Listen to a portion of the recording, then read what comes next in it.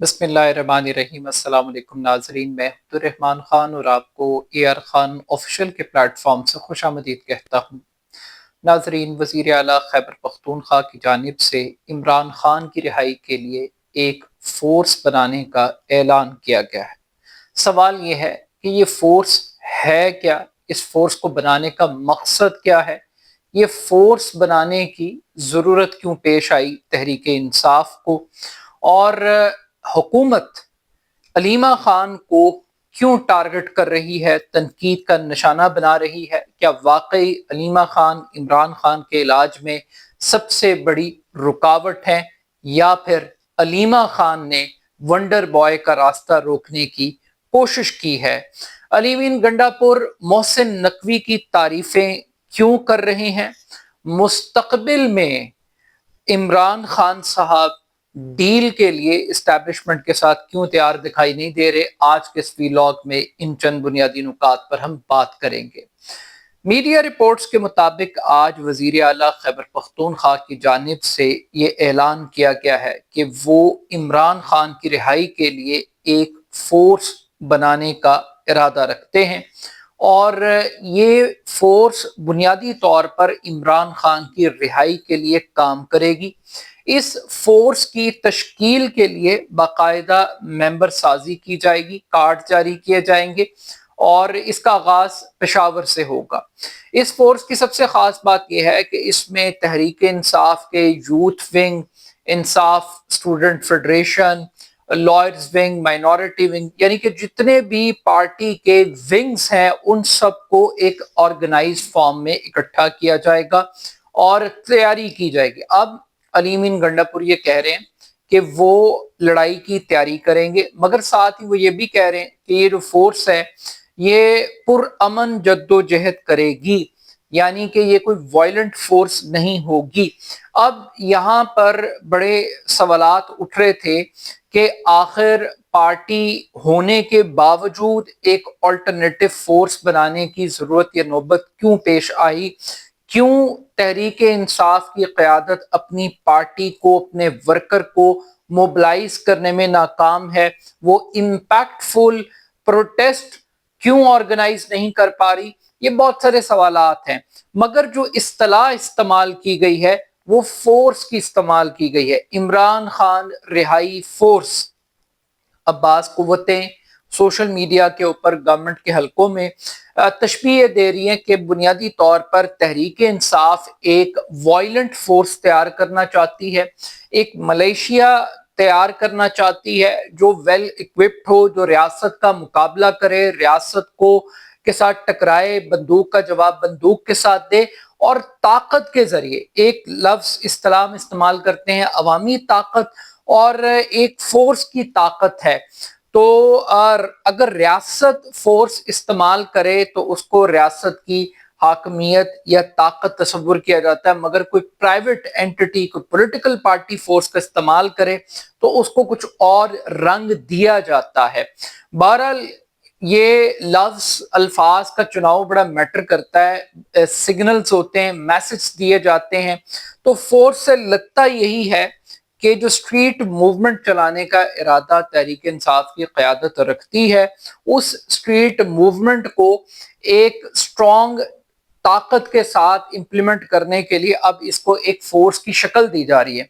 मगर यहाँ कुछ लोगों की तनकीद ये भी है कि जब आप पार्टी को ऑर्गेनाइज नहीं कर सके, पार्टी को मोबिलाइज नहीं कर सके, पार्टी होते हुए 100 MNAs होते हुए, सेनेटर्स होते हुए, चारों असम्बलियों में MPs होते हुए, अगर आप इमरान खान की रिहाई के लिए प्रेशर बिल्ड नहीं कर सके, इम्पैक्ट क्रिएट नहीं कर सके, तो ये इम्प्रेशन आप कैसे इस एक फोर्स के जरिए आप यकीनी बना लेंगे कि इमरान खान बाहर आ जाएगा?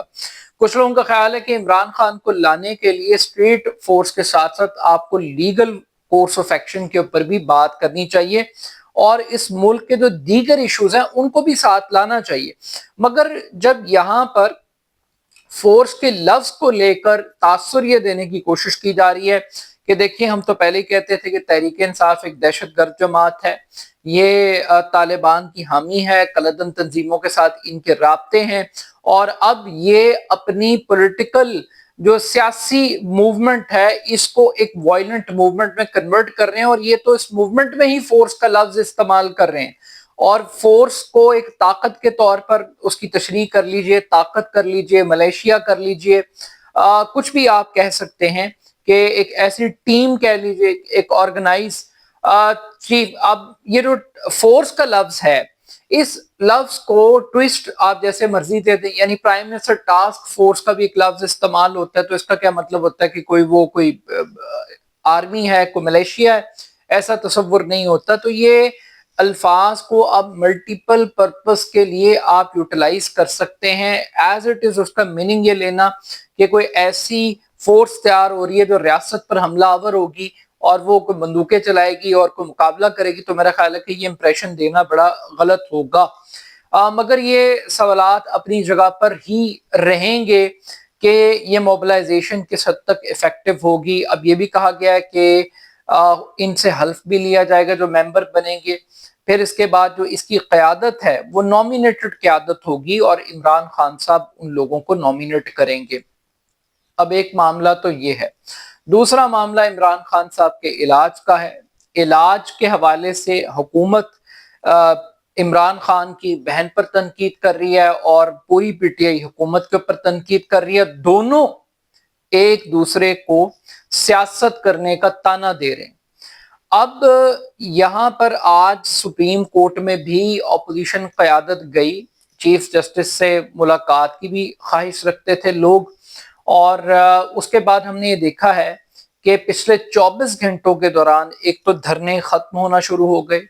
پشاور ہائی کورٹ نے ایک مڈل گراؤنڈ پیدا کی، کے پی کے کی گورنمنٹ کو ایک سیف پیسج دیا ایک عدالتی حکم کے ذریعے، اور عدالتی احکامات پر عمل کرتے ہوئے خیبر پختونخوا میں سڑکیں کھل گئیں.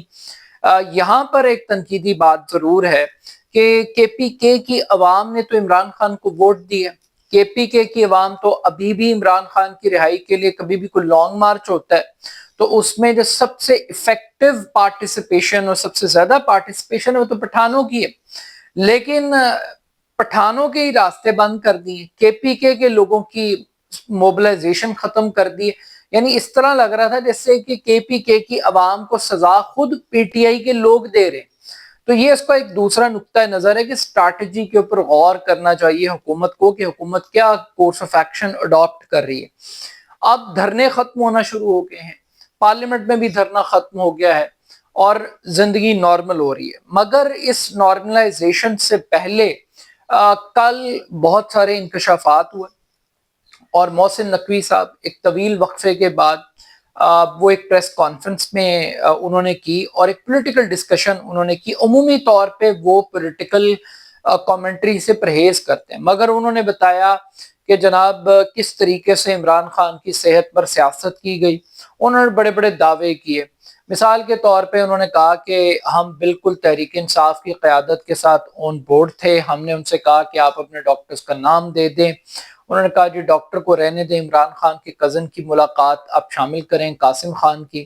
پھر اس کے بعد آئی اسپیشلسٹ کے حوالے سے جب ہم نے ان کو کہا کہ آپ آئیں اور اس ٹریٹمنٹ کا حصہ بنیں اپوزیشن لیڈر یا پی ٹی آئی کے ارکان، تو وہاں پر بھی انہوں نے مشاورت کی، مگر انہوں نے بتایا کہ وہ آنے کے لیے تیار نہیں ہیں. اور یہ کہا گیا کہ ایک شرط عائد کی گئی کہ عمران خان صاحب کو 1 ہفتے کے لیے ہاسپٹل میں ایڈمٹ کیا جائے. اور یہاں پہ انہوں نے کہا کہ اگر ڈاکٹرز یہ کہتے ہیں کہ 2 ہفتے کے لیے رکھا جائے تو ہم 2 ہفتے کے لیے بھی رکھنے کے لیے تیار ہیں، لیکن اس کو ایک ڈکٹیشن کے طور پر ہم قبول نہیں کریں گے. یعنی جو بات ٹوٹی ہے وہ عمران خان کو ہسپتال میں داخل کرنے کی بات پر ٹوٹی ہے. اب یہ تو ہے وہ پبلک بحث جو پبلک میں ہو رہی ہے، پبلک کنزمپشن کے لیے ہو رہی ہے. جو بیک گراؤنڈ بات چیت چل رہی ہے اس پر بعد میں کروں گا، لیکن زیادہ اہم فیکٹر یہ ہے کہ پبلک کو یہ بتایا جا رہا ہے کہ جناب انہوں نے شرط عائد کی کہ ڈاکٹر کی جگہ کزن ملاقات کرے گا، اور جو ٹریٹمنٹ ہے وہ ڈیالہ جیل میں نہیں ہوگا، وہ ہاسپٹل میں ہوگا. اور حکومت نے اس بات کو ماننے سے انکار کیا. اور اس کے علاوہ انہوں نے کہا کہ جو قیادت ہے تحریک انصاف کی، اس نے ڈاکٹرز کے ساتھ ملاقاتیں بھی کی، شوکت خانم کے ڈاکٹرز نے بھی بریفنگ لی. انہوں نے کہا جی ایکسیلنٹ علاج ہو رہا ہے، بہترین علاج ہو رہا ہے. مگر علیمہ خان نے ویٹو کیا، اور علیمہ خان نے کہا کہ اگر ہم نے اس بات کو تسلیم کر لیا کہ عمران کا علاج بہت اچھا ہو رہا ہے اور جیل میں ہو سکتا ہے، تو ہمارا نیریٹو ختم ہو جائے گا، ہماری سیاست ختم ہو جائے گی، بیانیہ ختم ہے۔ یہ محسن نقوی صاحب نے بڑی لمبی چوڑی کہانی اور ارداد بتائی۔ اب مسئلہ یہ ہے کہ حکومت ایک انجیکشن لگانے کے لیے عمران خان کو خود ہاسپٹل میں لے کر آئی۔ محسن نقوی نے خود کہا کہ ہمیں خطرہ تھا کہ کہیں عمران خان کو کوئی جرمز اٹیک نہ کر دیں، ہاسپٹل ایک سیکیور انوائرمنٹ کے اندر یہ انجیکشن جو کہ ان کو جیل میں لگ سکتا تھا، مگر ہم ان کو ہاسپٹل لے کر گئے۔ تو اگر احتیاط کا معیار ایک انجیکشن لگانے کے لیے یہی ہے کہ عمران خان کو ہاسپٹل میں ٹریٹ کیا جائے، تو یہی مطالبہ تو پی ٹی آئی بھی کر رہی ہے کہ آپ اڈیالہ جیل میں چیک اپ کی بجائے اگر ہاسپٹل لے جاتے تو کون سی قیامت آ جاتی۔ مگر مسئلہ یہ ہے کہ علیمہ خان ہی کیوں، اور علیمہ خان پہ ہی ملبہ کیوں گرایا جا رہا ہے عمران خان کے ٹریٹمنٹ نہ ہونے کا؟ بنیادی بات یہ ہے کہ تحریک انصاف کی تمام تر قیادت، اس کے اوپر شکوک و شبہات پائے جاتے ہیں، ان کے بارے میں ایک تاثر ہے کہ یہ سب کمپرومائزڈ ہے۔ یہ وہ تمام لوگ ہیں جو نہیں چاہتے کہ عمران خان جیل سے باہر آئے، مگر جب وہ علیمہ خان کو دیکھتے ہیں، فیملی کو دیکھتے ہیں، تو فیملی ایک واحد سنسیئر ایلیمنٹ ہے جس کے ایمبیشنز یہ نہیں ہے کہ اس نے عمران خان کی کرسی پر قبضہ کرنا ہے، اس نے عمران خان کی سیاست پر قبضہ کرنا ہے۔ جو ایلیمنٹ آف لائلٹی ہے اور ریلیشن شپ ہے وہ بڑا سٹرونگ ہے، اور Alima Khan basically hard liner ہیں۔ یہ علیمہ خان ٹارگٹ کیوں ہو رہی ہیں؟ اور پھر اس کے ساتھ ہی میں علی امین گنڈا پور کی بھی بات کرتا ہوں کہ گنڈا پور نے بھی محسن نقوی صاحب کی بہت تعریفیں کی۔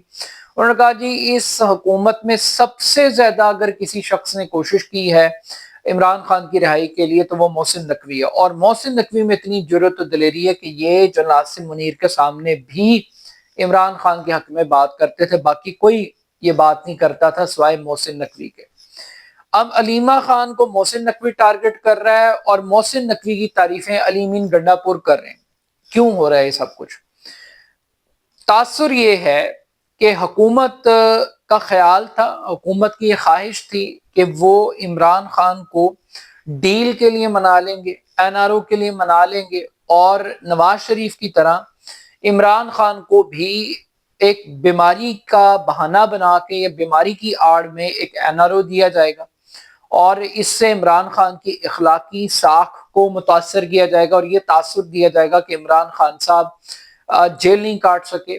عمران خان صاحب بھی اسٹیبلشمنٹ کے آگے ویسے ہی جھک گئے جیسے نواز شریف صاحب جھک گئے۔